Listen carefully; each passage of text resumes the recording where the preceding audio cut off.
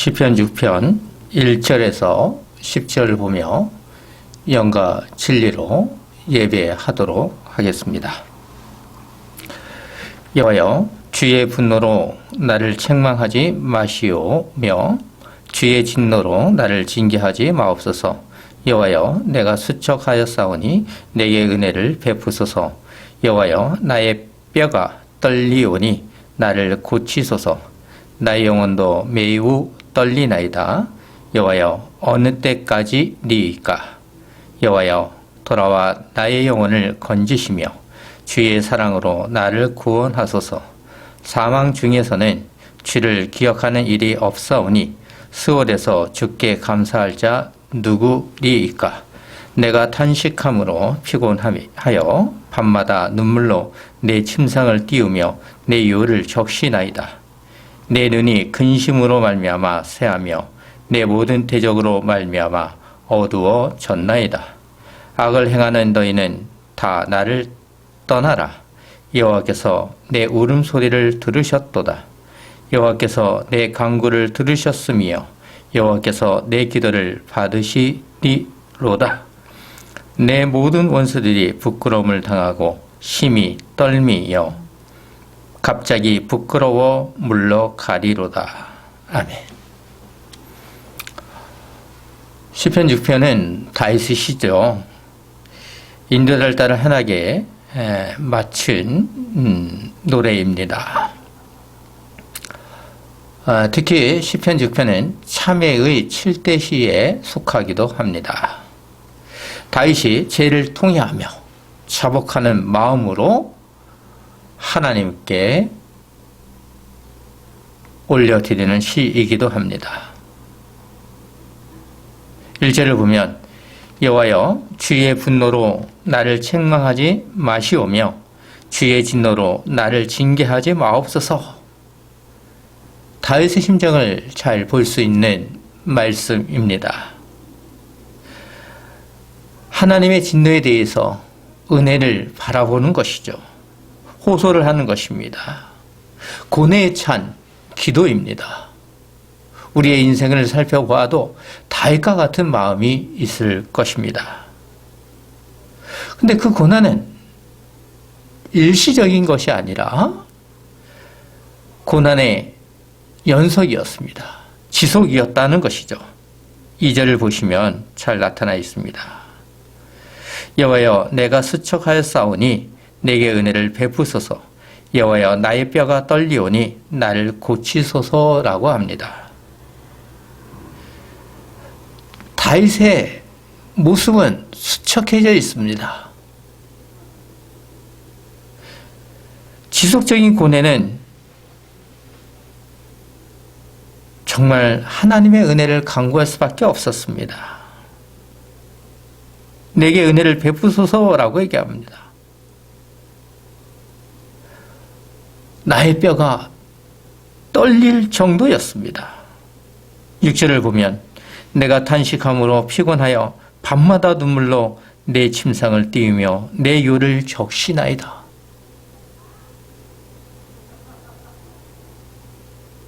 참으로 다윗과 같이 기도해 보았습니까? 침상이 뛸 정도였습니까?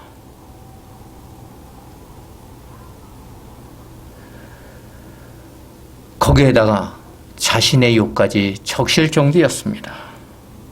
왜 그렇게 된 것입니까?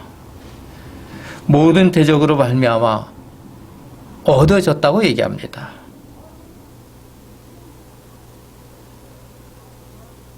다윗의 간구는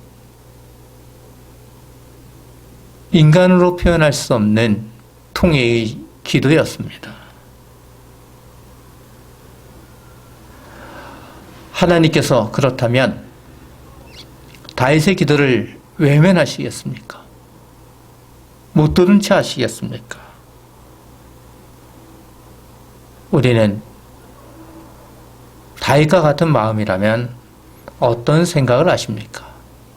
일주의 삶을 돌아봤을 때 통회하는 마음으로 기도를 했는가? 한번 생각해 보십시오.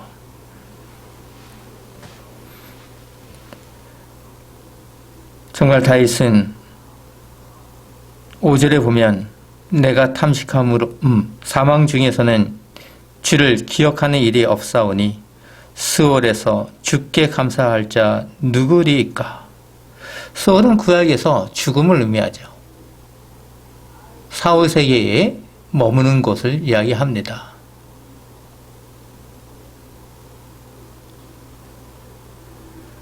스월에서 감사할 자가 과연 있겠습니까? 우리는 삶의 예배를 통하여 하나님 앞에 감사를 올려드립니다. 또한 이 시간 예배를 통해서도 하나님께 영광을 올려드립니다. 하나님께 영광을 올려드리는 우리는 참된 그리스도인입니다. 주님만을 바라보며 다윗과 같은 마음으로 기도하는 교회가 되기 원하며 기도로 주님께 나아가도록 하겠습니다. 기도하겠습니다. 하나님 아버지, 우리의 모습을 보면 어떠합니까? 다윗과 같은 마음을 가지고 있습니까? 참으로 불쌍한 사람입니다. 애통하는 마음을 품을 수 있도록 도와주시옵소서. 고뇌에 찬 기도를 할 때 하나님의 은혜만을 바라보게 도와주시옵소서. 하나님께서 나의 기도를 들어주시지 않는다면 어떻게 기도할 수 있겠습니까? 하나님과 다윗이 교제했던 것처럼, 다윗이 하나님을 신뢰했던 것처럼 지팡이 교회도 하나님만 바라보며 교제하며 신뢰할 수 있는 자녀가 되게 하여 주시옵소서. 고뇌에 찬 기도는 다윗의 침상을 띄울 정도였습니다.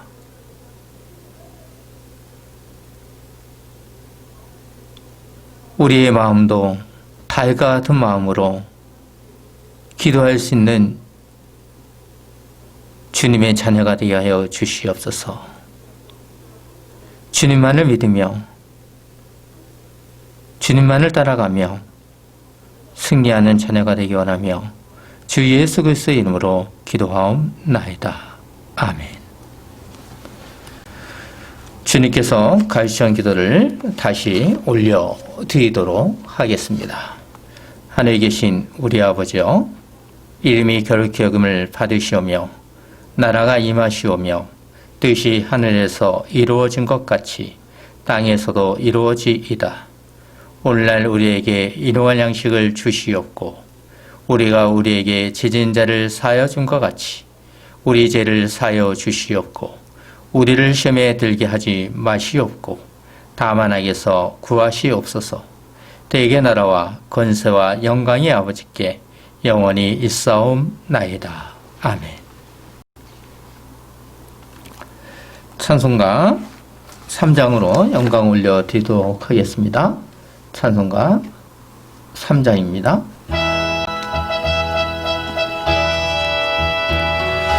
성부 성자와 성령 찬송가 영광 돌려보내세. 대처로 지금까지 또 영원 무궁토록 성삼위께 영광. 아멘. 아멘.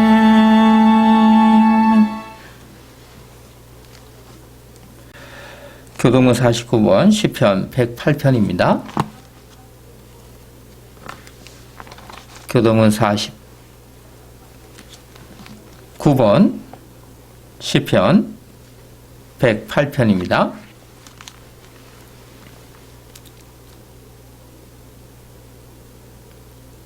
교동문 49번 시편 108편 곡적 없는 시편 찬양으로 삼위 하나님께 올려드리도록 하겠습니다. 하나님이여 내 마음을 정하셨사오니 내가 노래하며 나의 마음을 다하여 찬양하리로다. 비파야 수구마 깰지어다. 내가 새벽을 깨우리로다. 여호와여, 내가 만민 중에서 주께 감사하고 문 나라 중에서 주를 찬양하오리니 주의 인자하심이 하늘보다 높으시며 주의 진실은 궁창에까지 이르나이다. 하나님이여, 주는 하늘 위에 높이 들리시며 주의 영광이 온 땅에서 높임 받으시기를 원하나이다. 주께서 사랑하시는 자들을 건지시기 위하여 우리에게 응답하사 오른손으로 구원하소서. 아멘. 사도신경을 통하여 우리의 믿는 바를 이 세상 사람들과 삼위 하나님 앞에 고백하도록 하겠습니다. 전능하사 천지를 만드신 하나님 아버지를 내가 믿사오며 그 외아들 우주 예수 그리스도를 믿사오니 이는 성령으로 잉태하사 동정녀 마리아에게 나시고 본디오 빌라도에게 고난을 받으사 십자가에 못 박혀 죽으시고 장사한 지 사흘 만에 죽은 자 가운데서 다시 살아나시며 하늘에 오르사 전능하신 하나님 우편에 앉아 계시다가 저희로서 산자와 죽은 자를 심판하러 오시리라. 성령을 믿사오며 거룩한 공예와 성도와 서로 교통하는 것과 지혜를 사여 주시는 것과 몸이 다시 사는 것과 영원히 사는 것을 믿사옵나이다. 아멘. 찬송가 445장을 사용하여 삼위 하나님께 영광을 올려드리도록 하겠습니다. 445장입니다.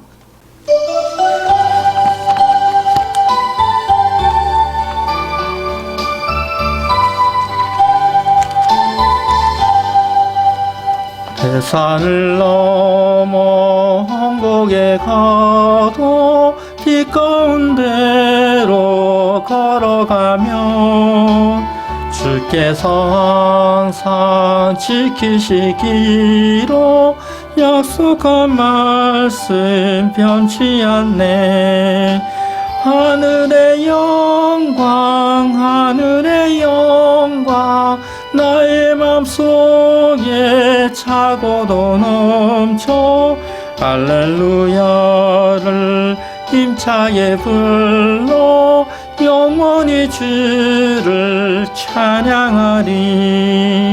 캄캄한 밤에 다닐지라도 빛 가운데서 그리고 나에게 밝은 빛이 되시니 길 잃어버릴 염려 없네. 하늘의 영광 하늘의 영광 나의 맘속에 차고도 넘쳐 할렐루야를 힘차게 불러 영원히 주를 찬양하리. 강명한 그 빛 마음에 받아 찬란한 천국 바라보고 할렐루야를 힘차게 불러 날마다 빛에 걸어가리. 하늘의 영광 하늘의 영광 나의 맘속에 차고도 넘쳐 할렐루야를 힘차게 불러 영원히 주를 찬양하리.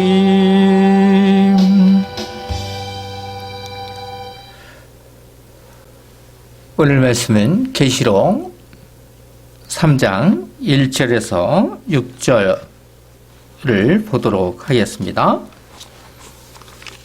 계시록 3장 1절에서 6절입니다.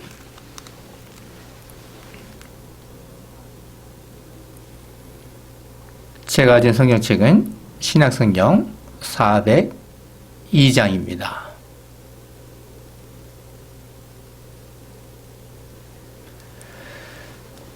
요한계시록 3장 1절에서 6절 하나님의 말씀을 들으십시오. 사대 교회의 사자에게 편지하라.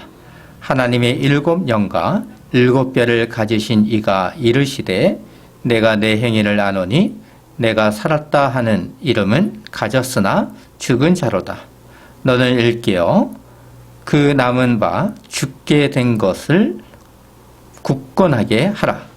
내 하나님 앞에 내 행위의 온전한 것을 찾지 못하였노니 그러므로 내가 어떻게 받았으며 어떻게 들었는지 생각하고 지켜 회개하라. 만일 읽겠지 아니하면 내가 도둑같이 이르니니 어느 때에 내게 이르는지 내가 알지 못하리로다. 그러나 사대에 그 옷을 더럽히지 아니한 자 몇 명이 내게 있어 흰 옷을 입고 나와 함께 다니리니 그들은 합당한 자인 영고라. 이기는 자는 이와 같이 흰 옷을 입을 것이요 내가 그 이름을 생명책에서 결코 지우지 아니하고 그 이름을 내 아버지 앞과 그의 천사들 앞에서 시인하리라. 기 있는 자는 성령이 교회들에게 하시는 말씀을 들을지어다. 아멘. 시편 찬송가 1장 1편을 하도록 하겠습니다.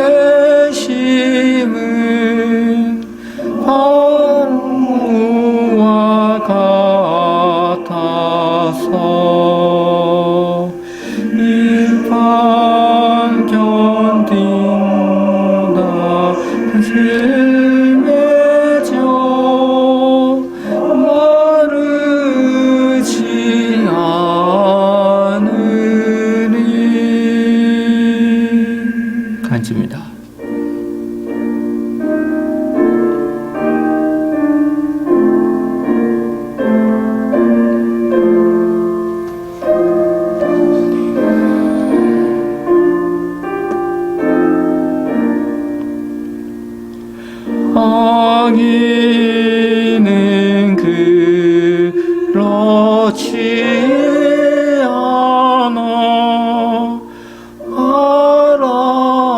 바람에 날리고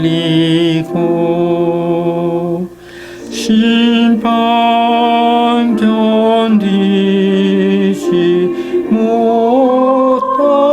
못하는 경화 같으리라.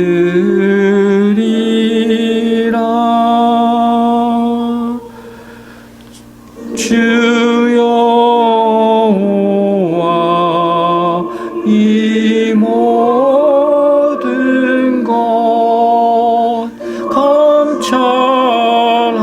하시나니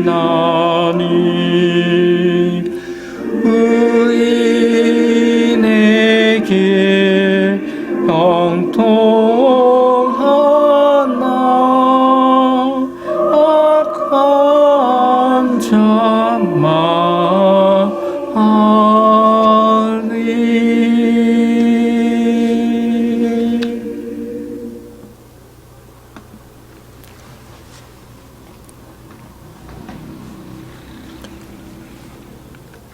목회를 위해서 목회 기도를 하도록 하겠습니다. 오늘도 지난주에 이어서 지팡이 교회는 사회적 거리 두기 2.5를 하고 있습니다. 교회만 하는 것이 아니라 세상의 사람들도 같이 하고 있습니다. 코로나로 어려운 때에 있습니다. 이 또한 주님의 섭리 가운데 있을 것입니다. 참으로 어려운 시대에 교회가 해야 할 사명이 무엇인가를 알게 하여 주시옵소서. 세상이 힘들어할 때 교회가 참다운 모습을 드러낼 수 있도록 인도하여 주시옵소서. 교회라는 모습을 드러내지 않는다면 세상으로부터 교회는 어떤 소리를 듣겠습니까?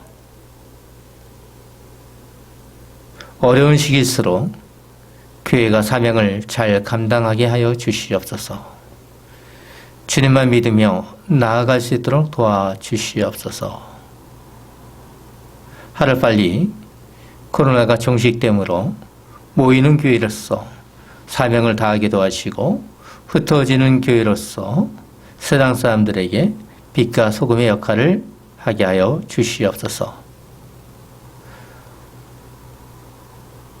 지난주에 이어서 지팡이 교회는 소아시아 7교회 중 오늘은 4대 교회를 생각해 보기를 원합니다.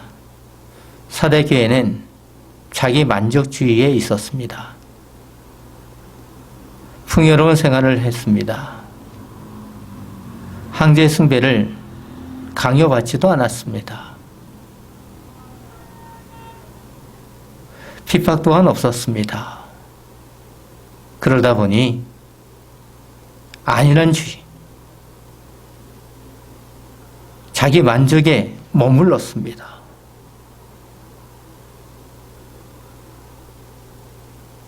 자기 만족주의는 결국 살아있는 교회 같으나 죽은 자였습니다. 어쩌면 오늘날 한국교회의 현실과 같다고 할 수 있겠습니다. 모든 교회가 그러지 않지만 살아있는 것 같으나 죽은 것과 같을 수 있습니다. 오늘 말씀을 통해 사대교회의 현실을 통해 한국교회가 나가야 할 현실, 특히 지팡이 교회가 해야 할 일이 무엇인가를 생각해보는 귀한 시간이 되게 하여 주시옵소서. 주님만을 바라보는 가운데 강서를 들음으로 귀 있는 자가 되게 하여 주실 줄 믿사오며 예수 그리스도의 이름으로 기도하옵나이다. 아멘.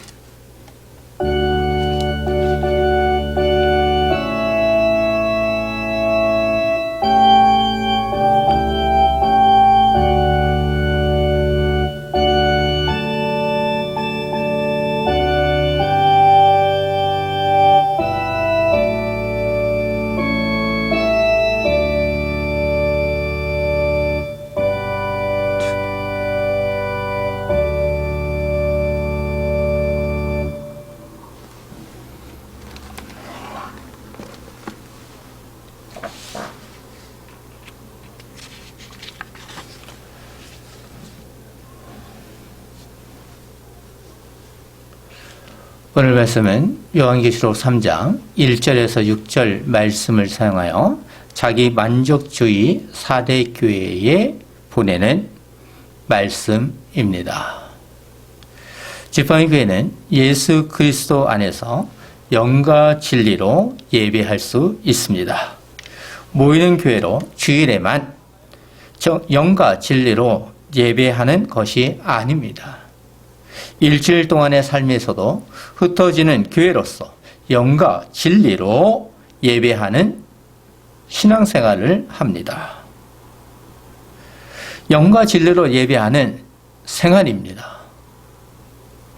모든 영광을 주님께 올려드리는 삶입니다. 이런 마음을 늘 마음으로 새기며 생활하는 교회가 되기를 소망합니다. 우리나라 성도님께서 좋아하는 성구가 있습니다. 그것은 빌립보서 4장 13절입니다. 내게 능력 주시는 주 안에서 모든 것을 할 수 있느니라 입니다. 이 성구는 저도 좋아합니다. 1990년 신학교에 들어가서 처음으로 산 NIV 성경책 표지에 빌립보서 4장 13절 말씀을 적어 두었습니다. 그때에는 나 자신이 모든 것을 할 수 있는 것처럼 생각했습니다. 마음이 뭉클해지면서 오해하기 쉬운 말씀입니다. 왜 그렇습니까? 무엇을 하든 성취 가능성을, 유무를 나 자신의 능력에 두는 것이 일반적인 생각을 하기 때문입니다. 나 자신이 다 할 수 있는 것처럼 생각하는 것입니다. 빌립보서 4장 13절의 바울의 말씀은 비천과 풍부의 삶의 생활에서 터득한 것을 소개하는 것입니다. 바울은 주 안에서 신앙생활하는 가운데 주님만 바라본다는 의미입니다. 그런데 어떤 분들은 이 말씀을 이렇게 오해합니다. 주님께서 나에게 에너지만 주시면 내가 무엇을 하든지 이룬다는 성공주의로 해석합니다. 이런 해석은 전후 맥락을 이해하지 못한 것이라 믿습니다. 주님을 믿는 것은 기복주의가 아닙니다. 기도하면 마치 알라딘의 램프처럼 이루어지는 것이 아닙니다. 소원을 이루어지는 것이 아니죠. 하나님의 뜻이 이루어질 수 있도록 기도하는 것입니다. 나의 뜻대로 기도하는 것은 어리석은 것입니다. 어리석은 마음입니다. 주님께서 나에게 에너지만 주시면 모든 것을 할 수 있다는 것이 아닙니다. 주님께서 나와 함께 하심으로 나는 존재한다는 것입니다. 주님께서 나와 함께 하심으로 하나님의 뜻이 이루어지고 있다는 것을 믿으며 빈부와 풍부에 처할 줄 알아야 한다는 것입니다. 성도는 하나님을 떠나서는 살아갈 수 없는 존재입니다. 바울이 배운 비결은 삶의 생활에서 터득한 고백을 함으로써 오직 주님만 바라보는 것입니다. 주님께서 나에게 에너지만 주기를 바라보는 기도가 아닙니다. 지팡이 교회는 하나님의 뜻이 이루어지기를 기도하며 삶에서 충실한 신앙생활을 하기를 소망합니다. 지팡이 교회의 성도는 삶에 필요한 것을 채워주기를 바라는 마음으로 신앙생활하면 안 됩니다. 자기 만족을 위해 신앙생활하는 것은 어리석은 것입니다. 왜냐하면 지금은 마음이 편할지라도 주님의 재림 후에는 영원한 삶이 아니라 영원한 지옥이 기다리고 있기 때문입니다. 현실을 위해 생활하는 것은 어리석을 수 있습니다. 현실만 좋아하면 사대교회처럼 자기 만족을 위해 신앙생활할 수 있습니다. 신앙생활은 자기 만족을 위해 생활하는 것이 아닙니다. 하나님의 사랑은 이웃 사랑인 것처럼 서로 협력하는 의미가 있습니다. 그동안 소아시아 교회를 강설을 듣고 있는 가운데 오늘 우리는 5번째 편지인 사대 교회를 알고자 합니다. 사대 교회의 중요한 문제는 살았다 하는 이름으로 있으나 죽은 자로다 입니다. 사람의 목숨이 이 땅에 있는 것과 땅에 있다가 없어졌다는 것을 살았다는 것과 죽었다고 표현합니다. 이런 의미를 이용하여 주님께서는 사대 교회의 비유로 사용하여 표상적으로 사용하셨습니다. 이런 의미를 이용하여 주님께서는 이처럼 사대 교회를 사랑하신 것입니다. 추상적인 사물이나 개념에 상대하여 그것을 상기시키거나 연상시키는 구체적인 사물로 나타내는 것이 표상입니다. 이것을 알기 위해 사대 교회의 현실을 강설로 듣겠습니다. 하나님께서 풍성한 은혜를 주심으로 온전한 신앙인이 되기를 주님의 이름으로 소망합니다. 먼저 1절을 들으십시오. 사대 교회의 사자에게 편지하라. 하나님의 7영과 7뼈를 가지신 이가 이르시되 내가 내 행위를 아노니 내가 살았다 하는 이름을 가졌으나 죽은 자로다. 사대 교회는 두아디로부터 남동쪽 약 50km 지점에 있는 작은 도시입니다. 상업적으로는 번창한 도시이면서 제우스를 비롯한 올림푸스 등과 황제 숭배를 하던 도시였습니다. 그래서 부와 자유와 사치가 심했으며 종교가 번성한 도시였습니다. 부와 사치스러운 면이 있을 수 있도록 한 배경이 있습니다. 염직공업과 양털 염색과 금모래가 유명하였기 때문입니다. 그래서 무역의 요충지이기도 했습니다. 군사적인 면에서도 성체가 남쪽 면만을 제외하고 모두 암벽으로 되어 있었습니다. 그로 인해 성체는 난공불락이었습니다. 하지만 아니라는 생각으로 인해 주전 133년에 로마에 정복당하여 속국이 되었습니다. 주 17년에 대지진으로 사대는 큰 피해를 보았지만 로마 황제가 거액을 보내어 도시를 재건하도록 도와주었습니다.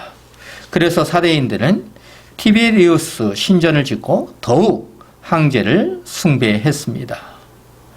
사대는 외부적인 환란이나 내부적인 유대인의 박해와 갈등이 없는 것이 특징이기도 합니다.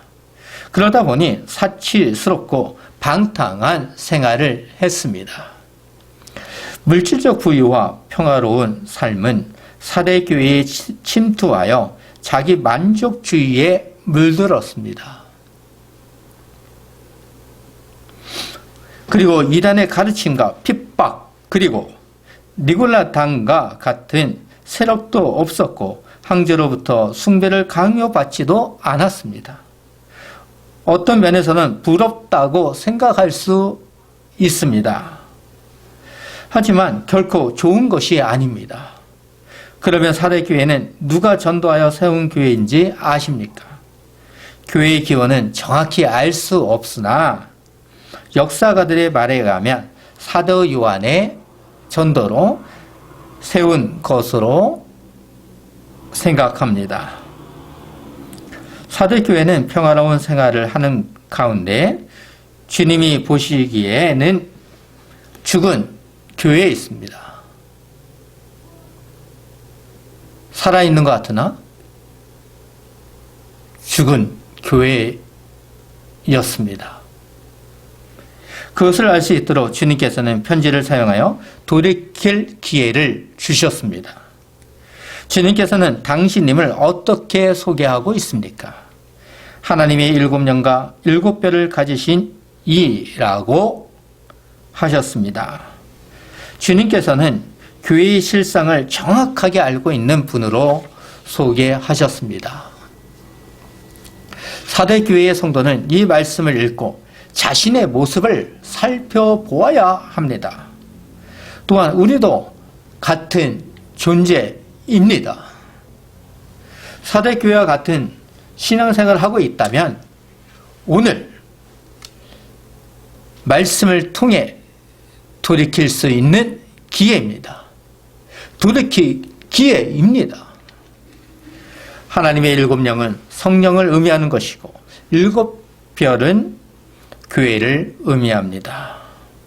이런 의미를 종합하면 주님께서는 생명을 부여하고 살리시는 성령과 교회를 주관하고 있다는 것입니다. 왜 그런가 하면 사대 교회의 영적인 상태와 관련된 것입니다. 영적인 상태의 사대 교회에는 살아있는 것 같으나 실상은 죽은 교회였습니다. 죽은 교회, 즉 성도가 회개하면 주님께서는 참된 신앙인으로 회복될 수 있도록 하시겠다는 것입니다. 다른 교회보다 사대 교회는 주님으로부터 엄중한 교회를 받는 교회였습니다. 영적인 죽음에 직면한 사대 교회는 생명을 주시는 성령의 사역이 절실하게 필요했습니다. 그래서 주님께서는 당신임을 7영을 가지신 분으로 소개하신 것입니다. 주님께서는 이처럼 교회를, 즉 성도를 사랑하시고 계십니다. 소아시아의 7교회 중에서 아마도 사대 교회는 오늘 우리의 상황과 가장 유사한 교회라고 생각합니다.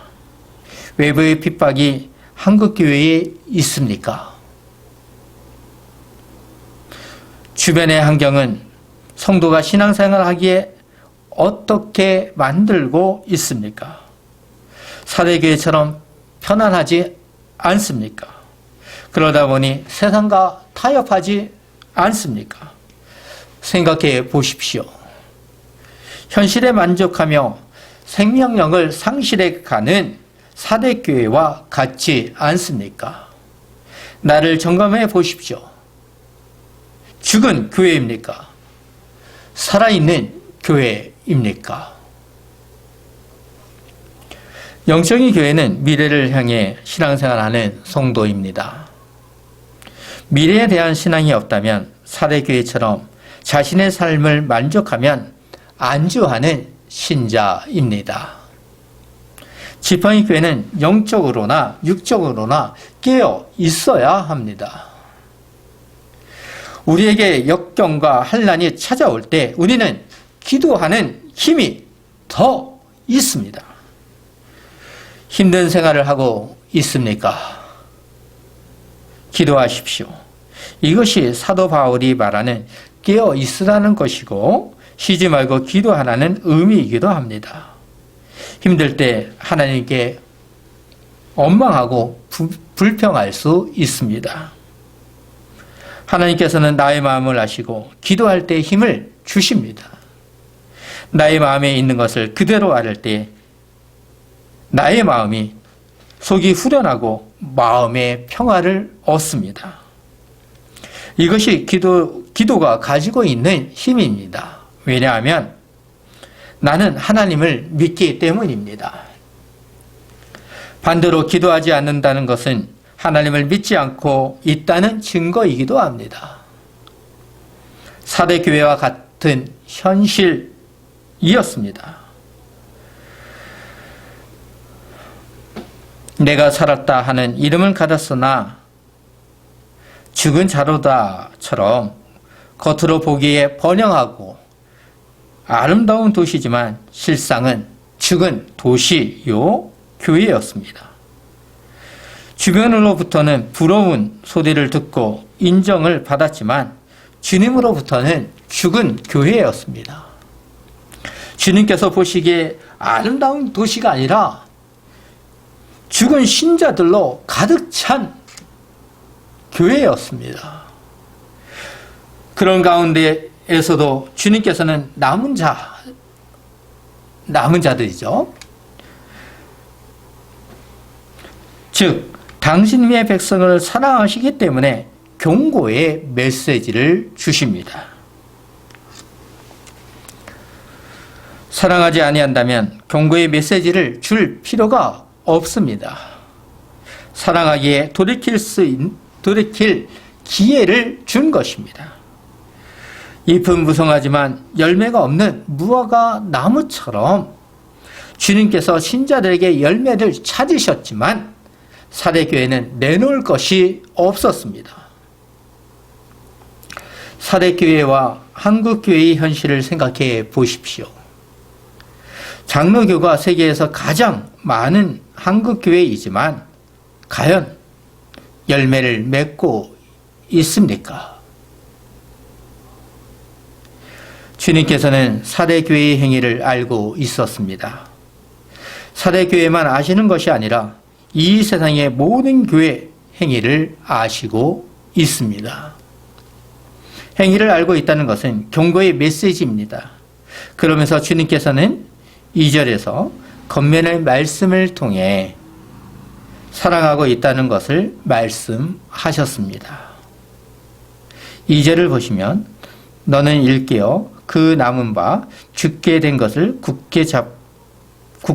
굳건하게 하라.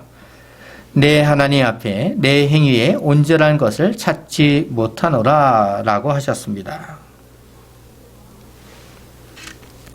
이 말씀은 깨어나라, 깨어서 지키라고 하는 메시지입니다. 사대교회는 존재의 가치가 없어지지 않고 겨우 호흡이 있는 교회였습니다.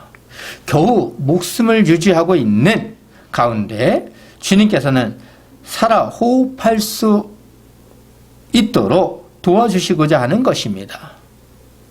이를 깨운다는 것은 깨어나도록 한다는 뜻이 있습니다. 교회가 죽음 직전에 있으나 완전한 생명력을 상실한 교회는 아니었다는 것입니다. 영적인 각성은, 즉 회개는 호흡을 유지하도록 하는 비결입니다. 영적인 각성은 하나님의 뜻을 알고 호흡을 하는 신자입니다. 한국교회도 사대교회와 같은 현실 같다면 주님께서 말씀하시는 일깨어의 의미를 알아야 합니다. 사대교회는 주님께서 행위의 온전한 것을 찾지 못했다고 하셨습니다.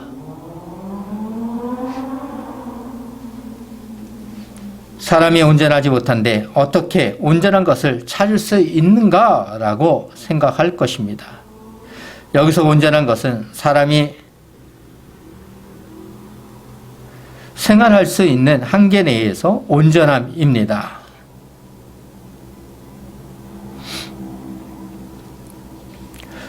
사람이 할 수 있는 양심입니다. 양심을 속이지 마십시오. 사람의 양심은 행위에 잘 나타나 있습니다. 주님께서 사대교회 신자들의 온전한 행위를 찾고 싶었지만 자기 만족에서 벗어나지 못했던 것입니다. 자기 만족주의는 결국 사망의 길로 인도하는 행위입니다. 이것은 영적인 무기력으로 오는 일이기도 합니다. 영적인 무기력은 예배와 기도, 구제, 각종 소모임이 있어도 그 속에 온전한 행위가 있을 수 없습니다. 영적인 무기력은 형식주의가 될 수 있습니다. 예배와 기도 등이 있어도 겉모양으로 하는 행동입니다. 영적인 무기력은 잎은 무성할 수 있을지라도 열매를 맺지 못했던 무화과 나무와 같습니다.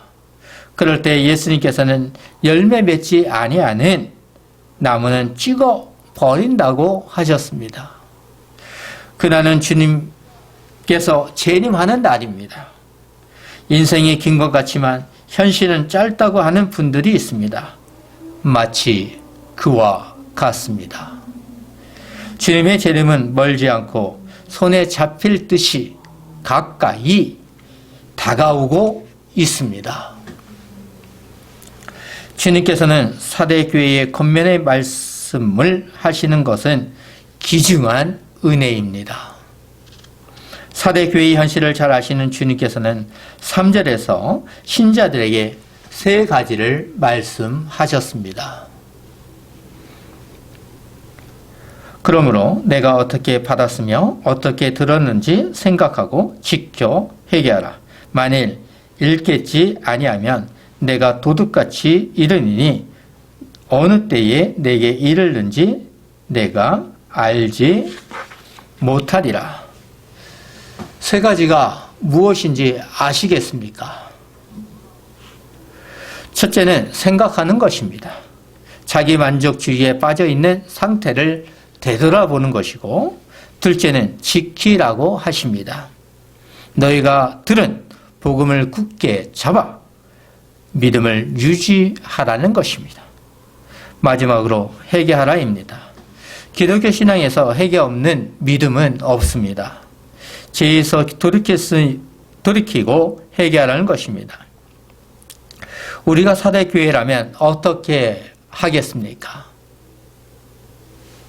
죄로부터 회개함으로 영원한 하나님 나라를 바라보겠습니까? 아니면 현실에 만족하며 풍요로운 생활을 하겠습니까? 선택은 자유입니다. 주님께서는 당신님에 대한 처음 사랑과 헌신으로 되돌아올 것을 말씀하신 것입니다. 첫사랑을 회복하라는 것입니다.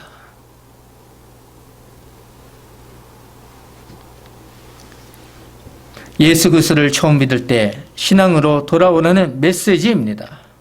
사대교회는 이 말씀을 듣고 처음 사랑을 회복해야 했습니다. 사대교회만 아니라 자기 만족주의에 있는 교회라면 같은 메시지입니다. 구원의 감격을 회복한다는 것은 참된 기쁨이 있습니다. 참된 기쁨은 나를 행복하게 하는 것이고, 구원의 기쁨이 있습니다. 말씀을 듣고 생각하지 못하고 지키라는 의미도 모르며 회개하지 아니하는 것은 하나님의 말씀을 듣지 아니하는 것입니다. 엄중한 경고에도 자신의 삶이 더 중요한 것입니다. 그래서 아모스 8장 11절은 이렇게 말씀하셨습니다. 여호와의 말씀이니라. 보라, 날이 이를지라 내가 기근을 땅에 보내니니 양식이 없어 주림이 아니며 물이 없어 가람이 아니요 여호와의 말씀을 듣지 못한 기갈이라. 하나님의 말씀을 듣지 아니한 것입니다. 이런 자들은 결국 영원한 사망을 누리는 것입니다. 복음의 메시지가 선포되는 주일에 신자들은 하나님의 말씀을 듣지 못한다면 그것이 말씀의 기갈이고 하나님을 믿지 아니하는 거짓 신앙입니다.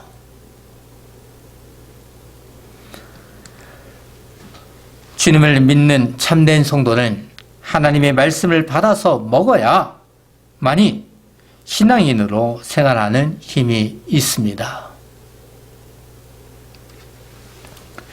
참된 신앙의 생활을 하지 않을 때도 도둑같이 재림의 때가 있습니다. 그날은 그 누구도 알 수 없습니다. 지팡이 교회는 그 날을 알 수 없지만 두려움이 없습니다. 왜냐하면 주님을 믿기 때문입니다. 믿음이 있는 교회는 마지막 날이 기쁨입니다. 주님께서 도둑같이 오실 것을 믿고 참된 신앙을 하는 것입니다. 이런 교회가 행복한 교회입니다. 4절을 보시면 4대 교회 즉 모든 신자가 믿음이 없는 상태, 즉 자기 만족주의 신앙이 아니었습니다. 왜 그런지 4절을 보십시오.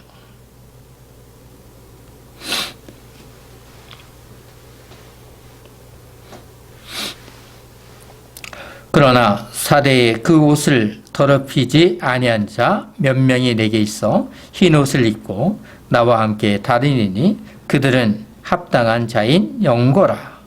아무리 교회가 타락했어도, 아무리 타락한 교회라도 주님께서는 남은 자를 주셨습니다. 대부분 신자는 영적으로 죽은 자와 같았지만 영적으로 살아서 주님께 영광된 삶의 생활을 하는 성도가 있었습니다. 자기 만족주의에 있는 현실에서 옷을 더럽히지 않고 흰옷을 입고 다니는 신자들이 있었습니다. 마치 구약의 에녹과 노아와 같은 존재입니다. 사대 교회는 풍요로운 생활과 외부의 핍박과 니골라당과 같은 거짓 교훈 등을 가르치는 자들이 없었기 때문에 안일한 신앙생활을 했습니다. 그 결과 교회는 자신의 신앙을 점검하지 못하고 현실에 만족했습니다. 사회적인 생활에 혼합되어 물들어 버린 것입니다. 이것은 매우 위험한 신앙생활입니다.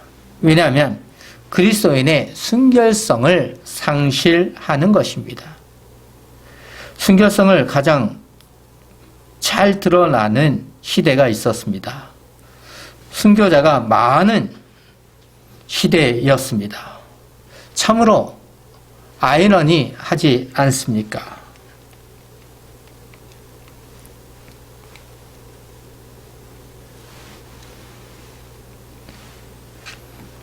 그래서 기독교에 핍박을 당할 때 참된 신앙을 더 잘 지키는 신자들이라고 할 수 있습니다.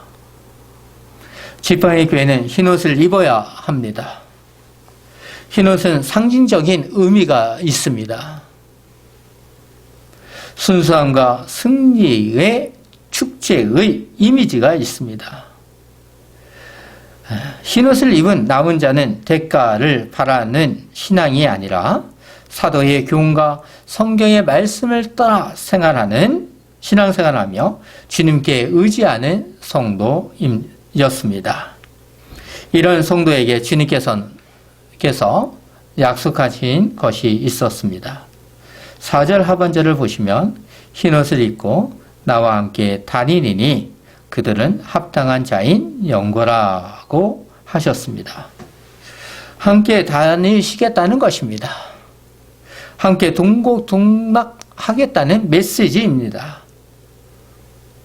부러운 말씀입니다.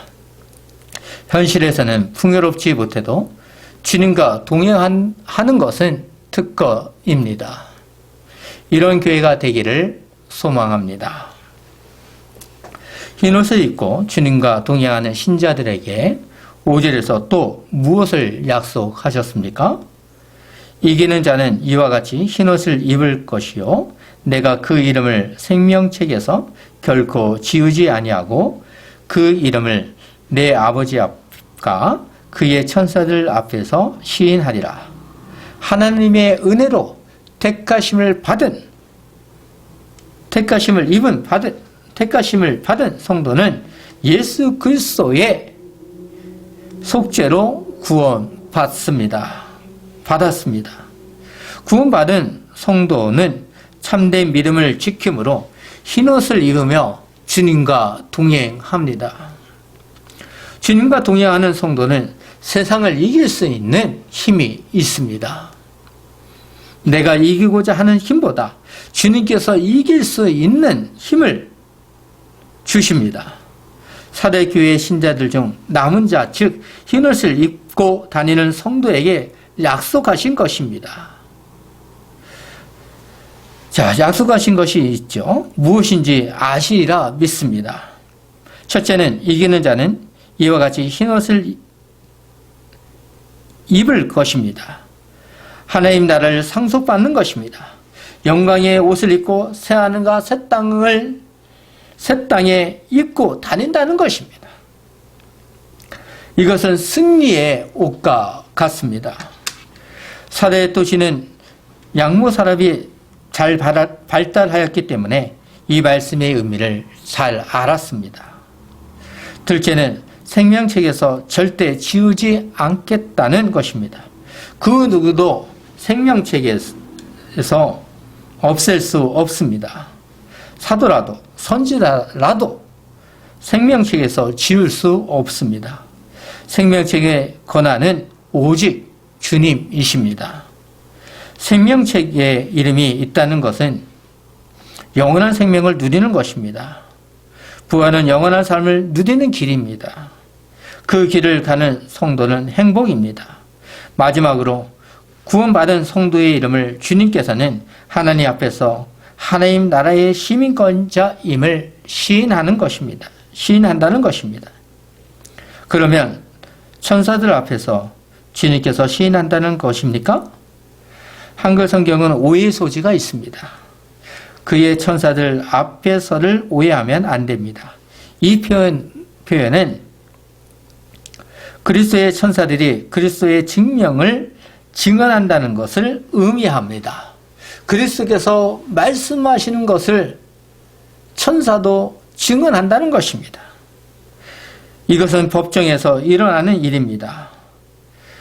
주님께서 인정하는 성도는 구원받았다는 것입니다. 심판대에서 주님께서 시인하여 주시는 것을 볼 때 악한 자들은 어떠한 마음이 들겠습니까? 그때는 모두 끝났습니다. 모든 것이 끝났습니다. 지팡이 교회는 법정에서 주님의 증언을 받는 성도가 되기를 소망합니다. 주님께서 말씀하시는 마지막 6절을 보십시오. 기 있는 자는 성령이 교회들에게 하시는 말씀을 들을지어다 입니다. 기 있는 교회가 되기를 소망합니다. 사랑하는 성도님, 사대교회는 한때 살았다는 이름을 가지고 신앙생활하는 교회였습니다. 하지만 주님의 경고를 받을 때 대부분 신자는 죽은 신앙인이었습니다. 살아있을 때는 모범적인 교회요, 주위의 교회들이 부러운 교회였습니다. 주위로부터 부러운 교회였지요. 풍요로운 생활과 황제 숭배 등으로부터 자유로운 도시요 교회였습니다. 주위 교회는 황제 숭배에서 벗어날 수 없는 가장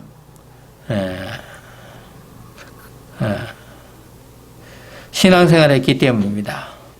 주위 교회는 황제 숭배에서 벗어날 수 없는 가운데 신앙생활을 했기 때문입니다. 하지만 세월이 지나면서 사대 교회는 살아있는 것 같으나 죽은 교회였습니다. 사대 교회의 현실은 어떠했습니까? 겉으로는 교회가 활발하게 돌아가는 것처럼 보이지만 영적인 삶과 생동력은 죽은 교회였습니다. 유명한 교회라고 해서 좋은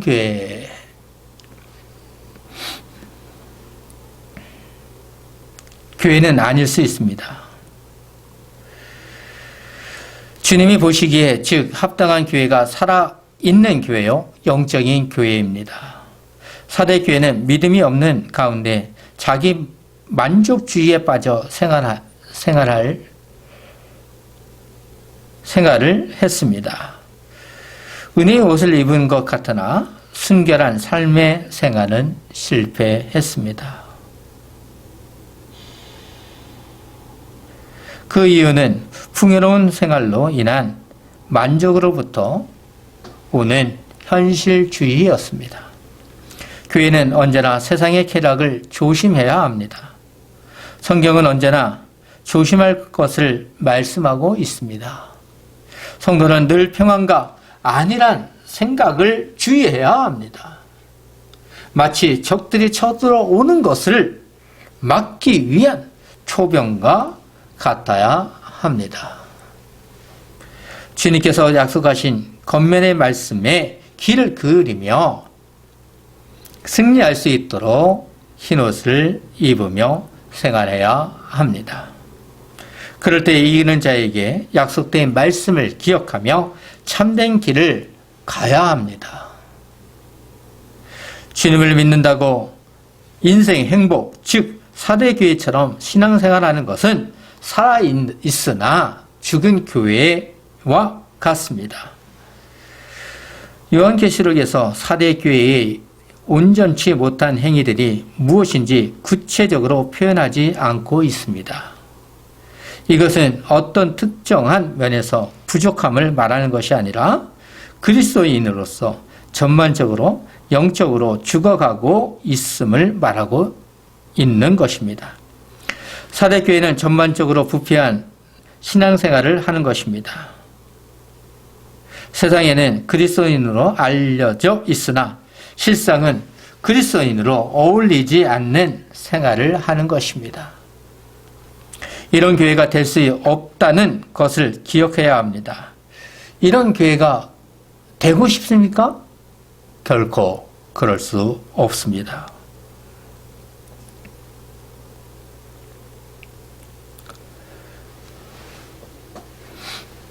예수 그리스도께서는 참된 신앙의 생활을 하는 성도를 기억하십니다.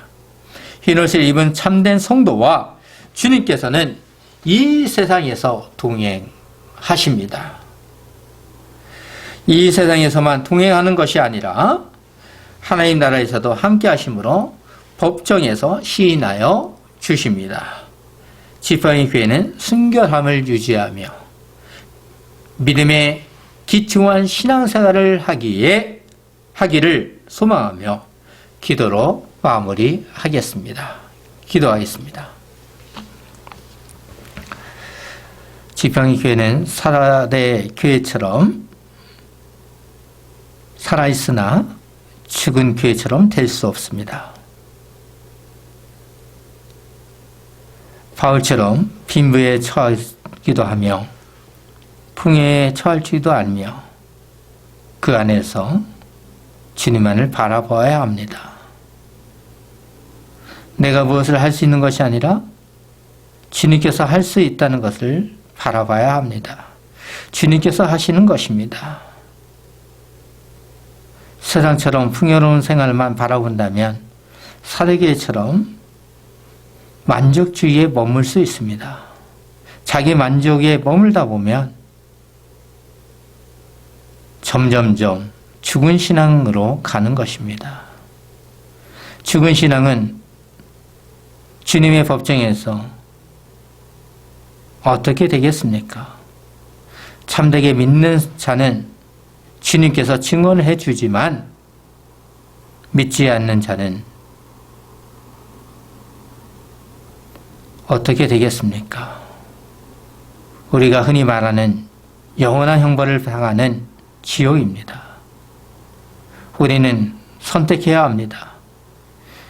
영원한 하나님 나라이냐? 영원한 지옥이냐? 그렇다면 어느 것을 택하겠습니까? 사대교회와 같은 현실이 되지 않도록 도와주시옵소서. 주님만을 바라보며 영적인 신앙생활을 하게 도와주시옵소서. 주님과 동행하는 교회가 되기 원하며 주 예수 그리스도 이름으로 기도하옵나이다. 아멘.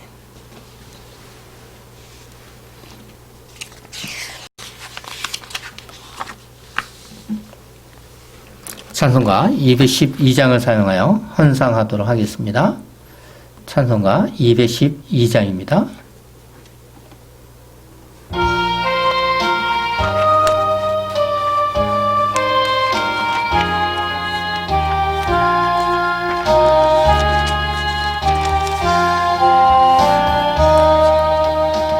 겸손히 주를 섬길 때 괴로운 일이 많으나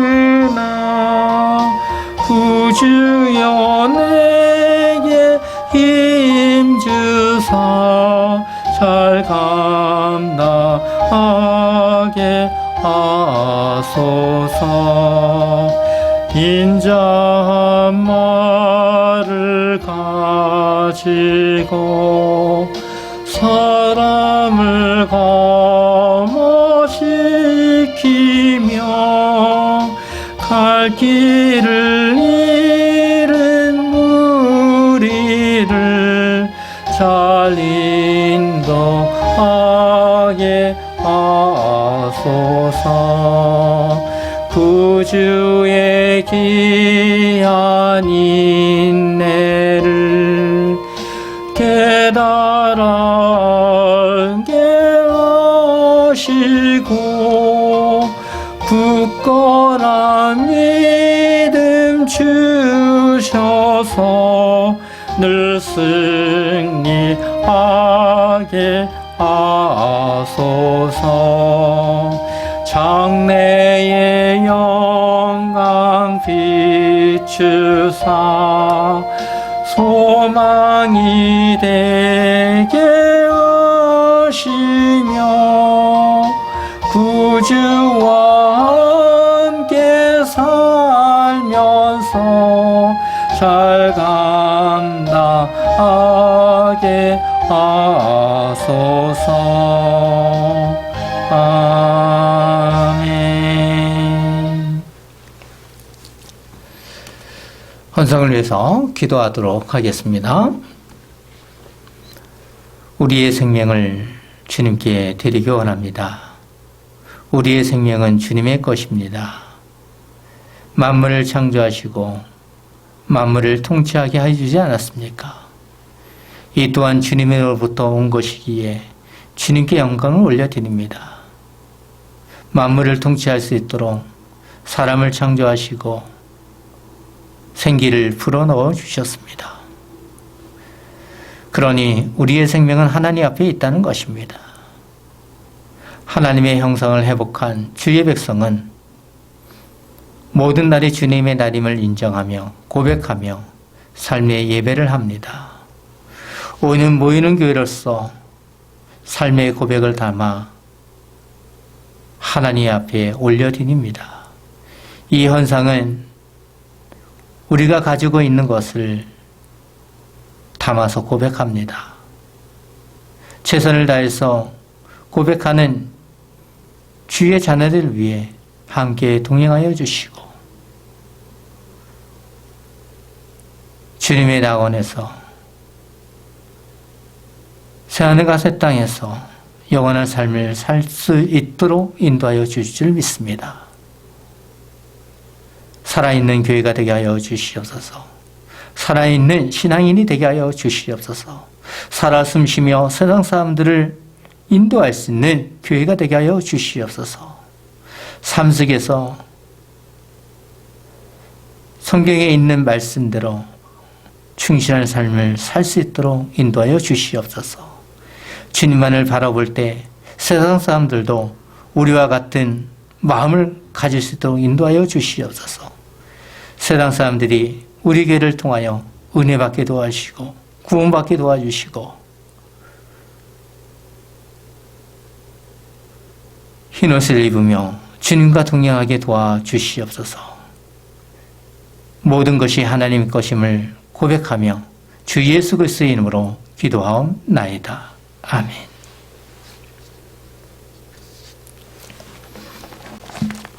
찬송가 맨 뒤에 있는 언약의 10가지 말씀을 같이 하도록 하겠습니다.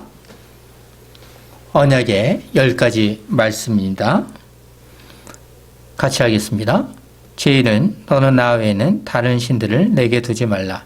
제2는 너를 위하여 새긴 우상을 만들지 말고 또 위로 하늘에 있는 것이나 아래로 땅에 있는 것이나 땅 아래 물속에 있는 것에 어떤 형상도 만들지 말며 그것들에게 절하지 말며 그것들을 섬기지 말라. 제3은 너는 내 하나님 여호와의 이름을 망령되게 부르지 말라. 제4는 안식일을 기억하여 거룩하게 지키라. 제5는 내 부모를 공경하라. 제6은 살인하지 말라. 제7은 간음하지 말라. 제8은 도둑질하지 말라. 제9는 내 이웃에 대하여 거짓 증거하지 말라. 제10은 내 이웃의 집을 탐내지 말라. 강목선을 하도록 하겠습니다.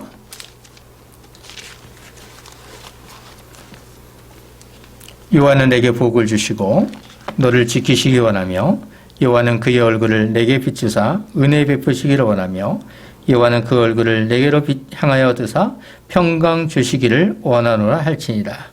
자기 만족주의 사대교회 부분에는 말씀을 알고 현실에 안주하지 아니하며 오직 주님만을 바라보며 신앙생활하는 주 백성 위에 주 예수 그리스도의 은혜와 하나님의 사랑과 성령의 교통하심이 너희 무리와 함께 있을지어다.